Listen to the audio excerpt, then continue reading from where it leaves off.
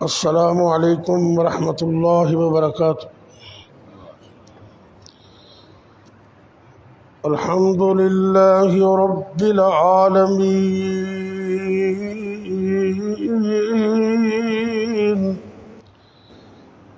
والعاقبۃ للمتقین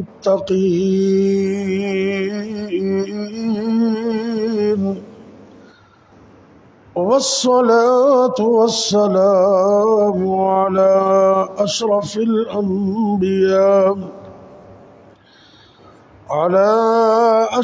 الأنبياء والمرسلين وعلى آله وأصحابه أجمعين۔ رب اشرح لي صدري ويسر لي أمري واحلل عقدة من لساني يفقه قولي، أما بعد فأعوذ بالله السميع العليم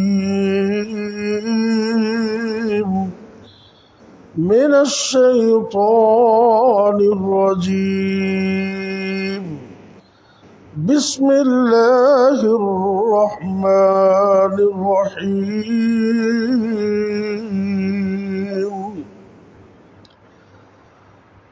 وسارعوا إلى مغفرة من ربكم وجنة۔ اللہ رب العزت فرما رہے ہیں اپنے بندوں کے لیے کہ اللہ کی طرف معافی مانگنے میں اور اللہ کے جنت کے حصول میں جلدی کرو۔ جنت ایک ایسی نعمت ہے، نبی پاک صلی اللہ علیہ وسلم فرماتے ہیں کہ کسی آنکھ نے اس کو دیکھا نہیں ہے اور کسی کان نے جنت کی نعمتوں کو سنا نہیں، اور کسی بندے کے دل میں ان نعمتوں کا خیال تک بھی نہیں آیا جو عظیم الشان نعمتیں اللہ اپنے بندوں کو عطا کرے۔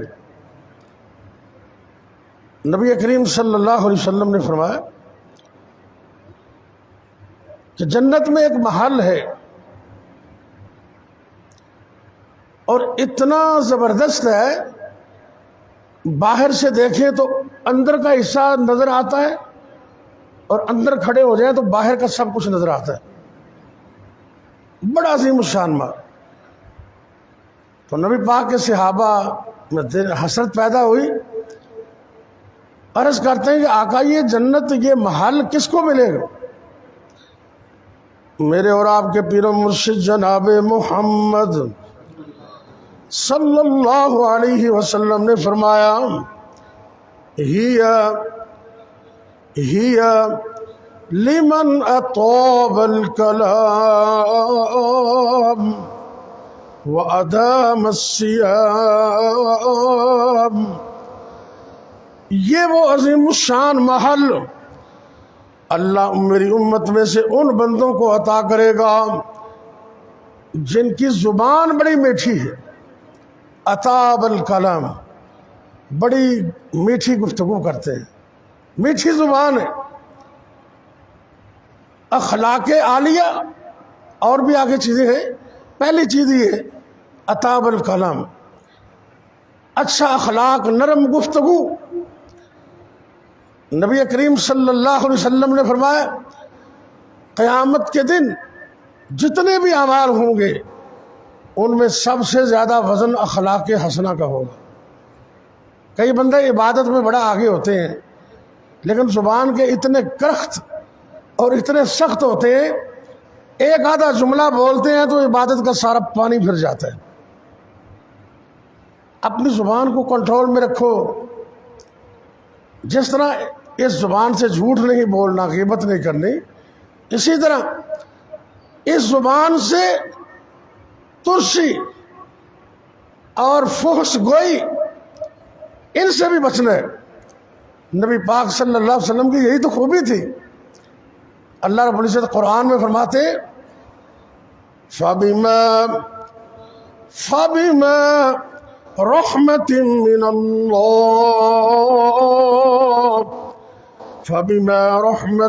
اللَّهِ لِنْتَ لَهُمْ وَلَوْ كُنْتَ فَظًّا غَلِيظَ الْقَلْبِ لَانفَضُّوا مِنْ حَوْلِكَ فَاعْفُ عَنْهُمْ وَاسْتَغْفِرْ لَهُمْ۔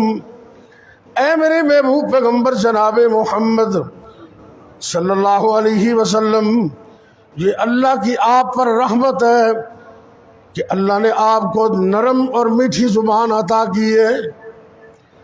اگر آپ کی زبان میٹھی نہ ہوتی، آپ کا اخلاق اچھا نہ ہوتا، آپ کی زبان کے اندر کشش نہ ہوتی، تو یہ جو صحابہ آپ کے دائیں بائیں بیٹھے ہیں، کوئی بھی نہ بیٹھتا، کوئی نظر نہ آتا۔ یہ نبی پاک صلی اللہ علیہ وسلم کی اخلاق عالیہ کا نتیجہ ہے۔ اور وہ عام ایک شعر بولا جاتا ہے نا، اوندی ایک اکلڑی جان سی، نبی پاک صلی اللہ علیہ وسلم کے بارے میں نا، اوندی ایک اکلڑی جان سی، اوندا دشمن سارا جہان سی، پر سچی گل تے میٹھی زبان سی، تائیوں سارے جہان تے چھا گیا۔ یہ قرآن کا مسئلہ ہے، قرآن کا۔ اے میرے نبی، اگر آپ نرم دل اور اچھی گفتگو کرنے والے، نرم زبان والے نہ ہوتے تو یہ جو مجمع آپ کے ارد گرد ہے یہ نہ ہوتا۔ بھائیو، اگر جنت چاہتے ہو نا، نماز روزہ تہجد کے ساتھ اپنے اخلاق کو درست کر لو۔ نبی پاک نے فرمایا یہ محل ملے گا اس کو جس کی زبان میٹھی۔ باقی اور بھی روزے کا تذکرہ ہے، کھانا کھلانے کا ہے، اللہ تعالیٰ ہمیں وہ ساری خوبیاں نصیب کرے، لیکن زبان کا میٹھا ہونا۔ قرآن میں آپ نے یہ پڑھا ہوگا نا، اللہ نے موسیٰ علیہ السلام کو جب بھیجا نا، اس وقت کے بڑے جابر فرعون کی طرف جو کہتا تھا انا ربکم الاعلی، نعوذ باللہ نعوذ باللہ، یہ دعویٰ کرتے ہیں کہ میں ہی سب سے بڑا رب ہوں، میرے علاوہ کوئی رب نہیں۔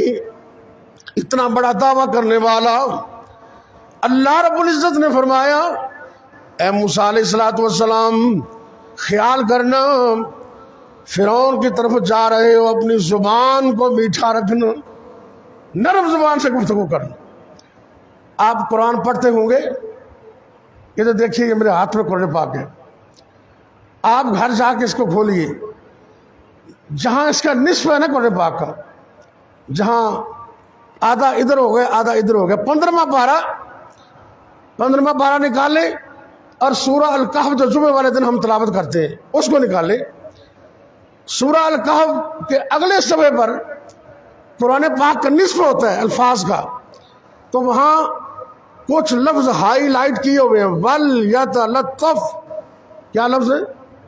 وَلْيَتَلَطَّفْ، اس کا مطلب یہ ہے کہ نرمی اختیار کرو، نرمی۔ اما جان عائشہ صدیقہ رضی اللہ تعالیٰ عنہ فرماتی ہیں، صحیح مسلم کی حدیث ہے کہ نبی کریم صلی اللہ علیہ وسلم نے فرمایا نرمی کے ساتھ بندہ وہ کچھ حاصل کر لیتا ہے جو سختی سے نہیں ملتا۔ اور سختی سے تو بچے کو بھی کہو نا، چھوٹا سا بچہ ہے اور یہ یاد رہے بچہ بھی نہیں آتا، بچہ آؤ میرا بیٹا، پیار سے دونوں آدمی آؤ آؤ آ جائے گا۔ جب بچے نو سختی نہ بڑھاؤ تو بچہ بھی نہیں آتا۔ یہ نرمی اپنے اندر پیدا کرو۔ اگر جنت چاہتے ہو اپنے بھائیوں کے ساتھ، ایون کہ اپنے گھر کے اندر اپنی بیوی کے ساتھ، کئی بندے نا وہ ساری دنیا نال سون آتے میٹھا بول دیں تے گھر آن کے وہ پرائم منسٹر پاکستانی بن جاندے، وہ بھول جاندے سارا کچھ۔ وہ بیچاری 2-3 گھنٹے لا کے کھانا پکائے گی تو کھانا اگے رکھے اور کسی وقت کوئی نمک مرچ زیادہ ہی ہو گیا ہے اور تو انیس ہے تینوں پتہ ہی نہیں لگا. وہ کملیا کدی یہ بھی کہہ دے کر آج کھانا اتنا اچھا ہے ماشاءاللہ پہلا لقمہ ہی لیا ہے تو کیا بات ہے بڑا کمال کا کھانا پکا ہے. اور اتنے لفظ کہنے سے عورت کی 3 گھنٹوں کی تھکاوٹ دور ہو جاتی ہے. آپ کو پتہ نہیں کہ نبی صلی اللہ علیہ وسلم گھر میں کتنی محبت کرتے تھے. اما جان عائشہ صدیقہ رضی اللہ تعالیٰ عنہ فرماتی ہیں کہ میں جس جگہ سے پیالے کو منہ لگاتی، جس جگہ سے پیالے کو پینے کے لیے میں منہ لگاتی، میری سرکار وہی منہ رکھ کر پانی پیتے. یہ اس سے محبت بڑھتی ہے اور یہ جنت میں محل نرمی سے ملتا ہے. اور ایک حدیث میں آتا ہے کہ جو شخص 12 رکعت سنت موقدہ عطا کرتا ہے دن اور رات میں، یہ مسئلہ بڑا اہم ہے، اس کو سمجھ لیں. اور اس میں جمعے کی بات بھی میں کرنے لگا ہوں. اکثر بندے مجھے پوچھتے ہیں جی جمعے والے دن سنتے کتنی ہیں، نفل کتنے ہیں؟ توجہ سے ذرا سن لیں. میرے اور آپ کے پیر و مرشد جناب محمد صلی اللہ علیہ وسلم نے فرمایا میری امت میں سے جو بھی شخص دن اور رات کے اندر فرض نمازوں کے آگے پیچھے 12 رکعتیں، ان کو سننے رواتب بھی کہتے ہیں، یعنی کہ سادہ لفظوں سے مؤکدہ سنتا، 12 رکعتیں جو ادا کرتے ہیں اللہ رب العزت اس کا جنت میں ایک محل بنا دیتے ہیں. 12 رکعت. ابھی ہم نے فجر پڑھی ہے، اس سے پہلے دو سنتے، پھر ظہر آئے گی 4 سنتے پہلے اور 2 فرضوں کے بعد، 4 اور 2 6 اور صبح والی 2 ڈال کے 8 ہوگی. مغرب کے بعد 2 سنتے 10 اور عشاء کے بعد 2 سنتے 12. یہ 12 رکعتیں یہ ہے سنت مؤکدہ. اللہ مجھے اور آپ کو اس پر پابندی کرنے کی توفیق دے. بڑی عظیم بات ہے، جنت میں محل بن جاتا ہے. لیکن جمعے والے دن بڑا فرق ہے. جمعے والے دن عام ظہر کی نماز اور جمعے کی نماز میں اتنا فرق ہے. عام دنوں کے اندر ظہر کی نماز کی رکعتیں کتنی ہیں؟ مل کے بولیے. ظہر کے فرض کتنے؟ 4 اور جمعے والے دن کتنے؟ 2. ایک تو یہ فرق ہے. دوسرا، عام دنوں میں ظہر کی نماز آہستہ پڑھی جاتی ہے، اونچی آواز سے نہیں پڑھی جاتی. جمعے والے دن نماز امام صاحب اونچی آواز سے پڑھاتے ہیں، جہری نماز. یہ بھی فرق ہے. تیسرا فرق، عام دنوں میں زوال کے وقت نماز پڑھنے کی اجازت نہیں ہے، زوال کا خیال رکھا جاتا ہے. امام کائنات حضرت محمد صلی اللہ علیہ وسلم نے فرمایا جب سورج طلوع ہو رہا ہو اس وقت بھی نماز نہیں پڑھنی. جب سورج عین سر کے اوپر ہو جس کو زوال کا ٹائم کہتے ہیں اس وقت بھی نماز نہیں پڑھنی. اور جب سورج غروب ہو رہا ہو اس وقت بھی نماز سے آپ نے روکا ہے، اس وقت بھی نماز نہیں پڑھنی. عام دنوں کے اندر زوال کا خیال کیا جاتا ہے، جمعۃ المبارک کے اندر اس کی کوئی پابندی نہیں ہے. جمعے والے دن اس کا کوئی خیال نہیں. آپ نے اجازت دی،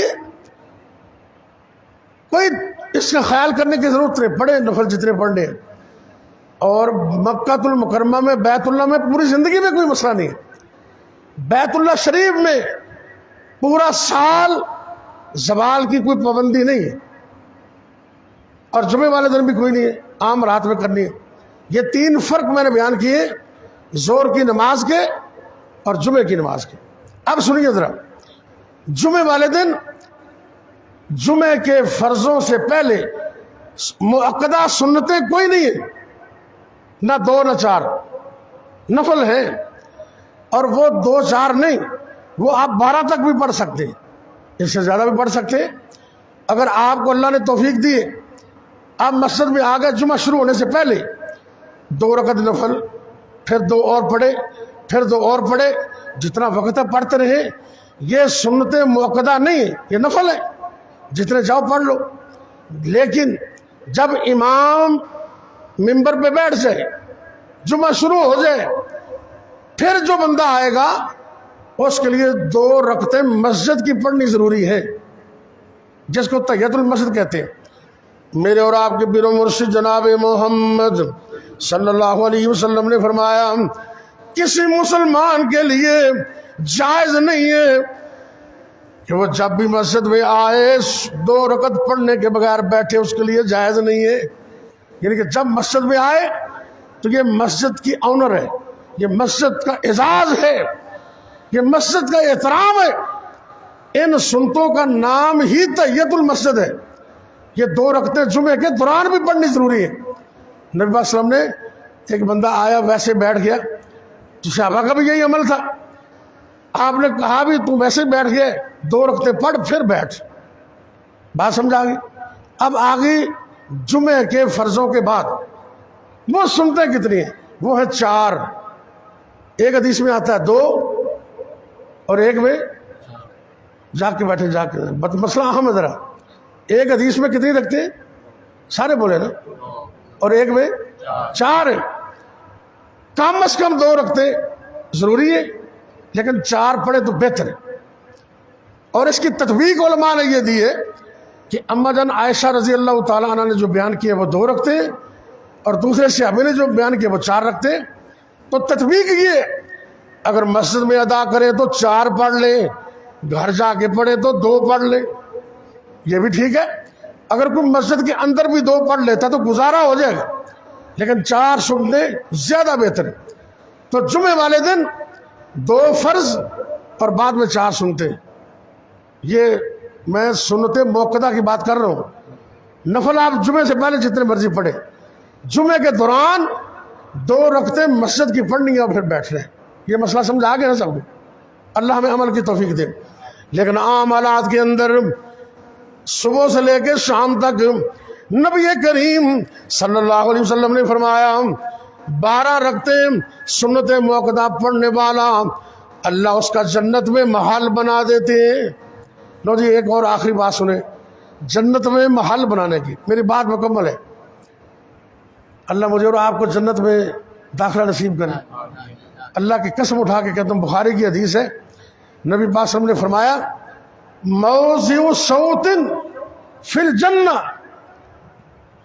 یہ جو چھڑی میرے ہاتھ میں نا یہ بڑی ہے، یہ chief of the army staff جو ہے نا ان کے ہاتھ میں چھڑی ہوتی ہے، آپ نے دیکھی ہوگی، اس کو کوڑا کہتے ہیں، کوڑا یا کوڑا اتنا ہوتا ہے اس کا ہاف۔ نبی کریم صلی اللہ علیہ وسلم نے فرمایا موضع صوت فی الجنہ خیر من الدنیا وما فیہا۔ او میری امت کے لوگوں، جنت اتنی عظیم چیز ہے، محال تو بڑی دور کی بات ہے۔ جنت میں ایک کوڑے کے برابر جس کو جگہ مل جائے وہ دنیا اور دنیا میں جو کچھ ہے اس سے بھی بہتر، اتنی سی جگہ جنت میں مل جائے تو وہ ساری دنیا اور جو کچھ دنیا میں ہے اس سے بہتر ہے۔ تو جنہوں جنت سے محل مل جائے، صبح کا ٹائم ہے بیٹھے ہیں سارے، یقین جانیے اللہ دا قرآن کہندے کہ صبح کے ٹائم فرشتے بھی آندے۔ اللہ رب العزت قرآن سے فرما رہے ہیں نا ان قرآن الفجر ان قرآن الفجر کان مشہودا۔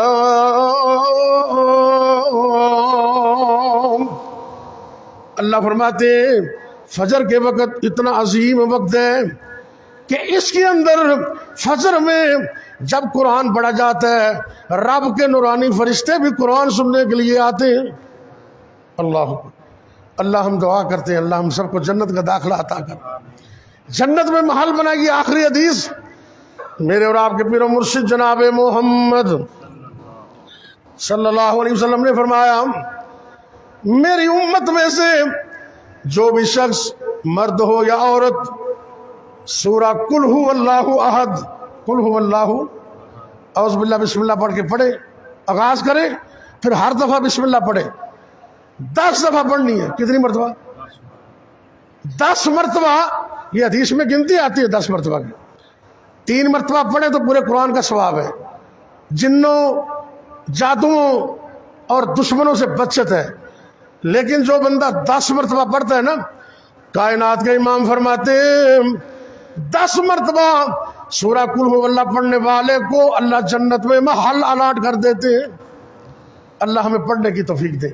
ہر نماز کے بعد 3 مرتبہ پڑھنا ہے، لیکن دن اور رات میں کسی ایک وقت 10 مرتبہ سورہ قل هو اللہ پڑھنے، انشاءاللہ ارادہ رکھتے ہیں ہم۔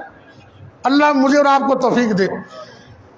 وچ جنتاں دے عجب نظارے ہون گے، وچ جنتاں دے عجب نظارے ہون گے، قل هو اللہ پڑھنے والے بندے اتھے سارے ہون گے۔ اللہ مجھے پڑھنے کی توفیق دے، آپ کو بھی توفیق دے۔ وچ جنتاں دے عجب نظارے ہون گے، نمازاں پڑھنے والے بندے اتھے سارے ہون گے۔ او کنا سونا ویلا، او کنا پیارا ویلا دل بہار ہوئے گا، جدو جنت وچ رب دا دیدار ہوئے گا۔ اللہ سانو سب نو دیدار نصیب کرے۔ اللہ کی قسم جنت کی ساری نعمتوں سے بڑی نعمت ہے، ساری نعمتوں سے بڑی نعمت۔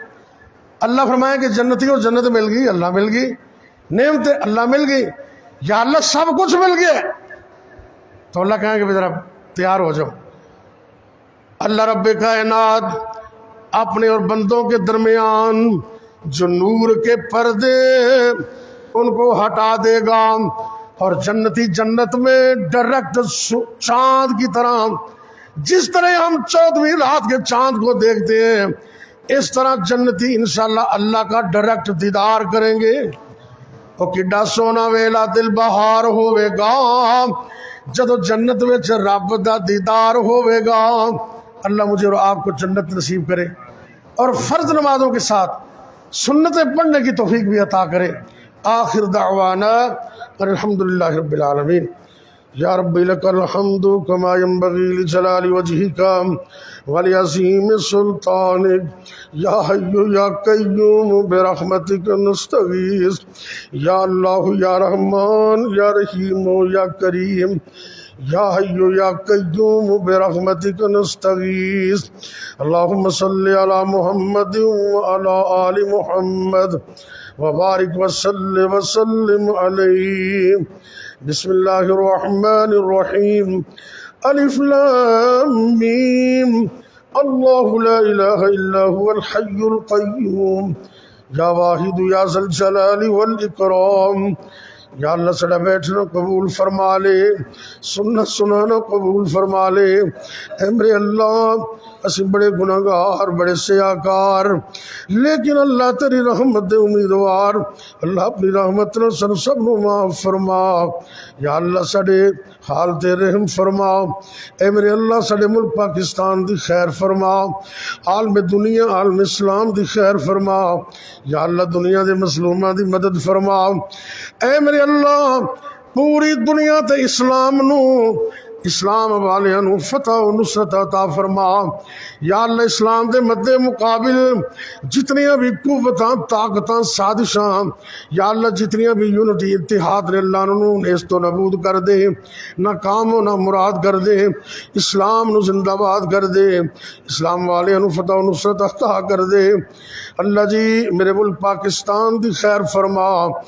یا اللہ اس ملک نو اندرون بیرون سازشاں تو محفوظ فرما۔ اللہ جی پاکستان نو امن و سلامتی دا گہوارہ بنا۔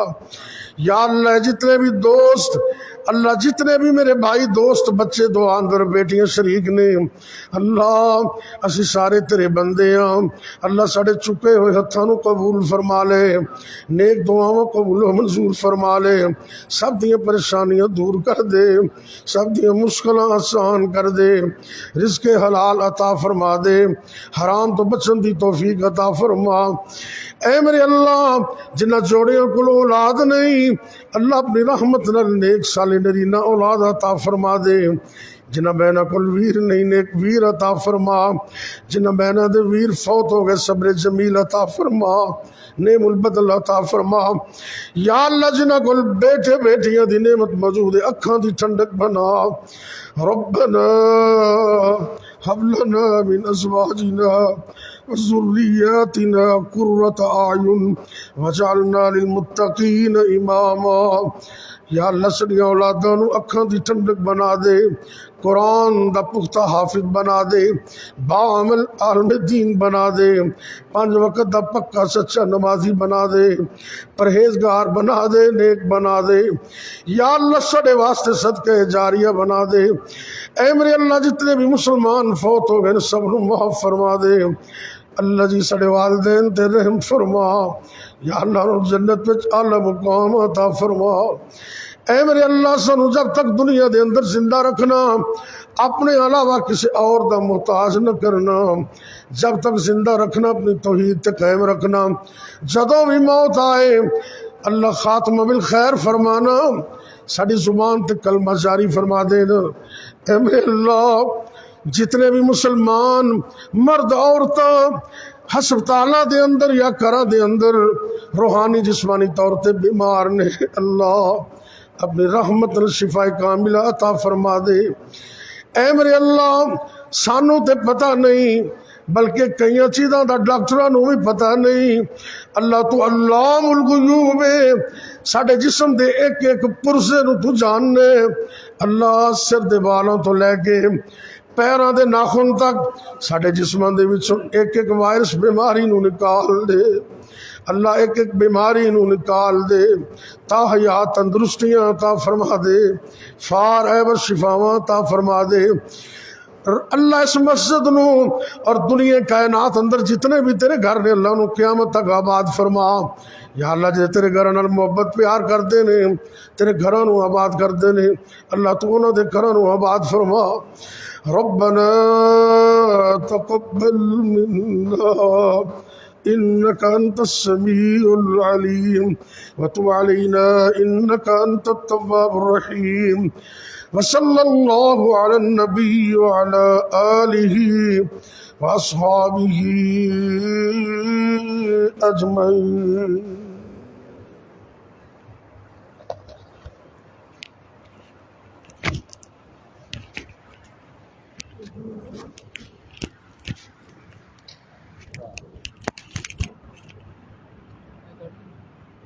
جزاک اللہ۔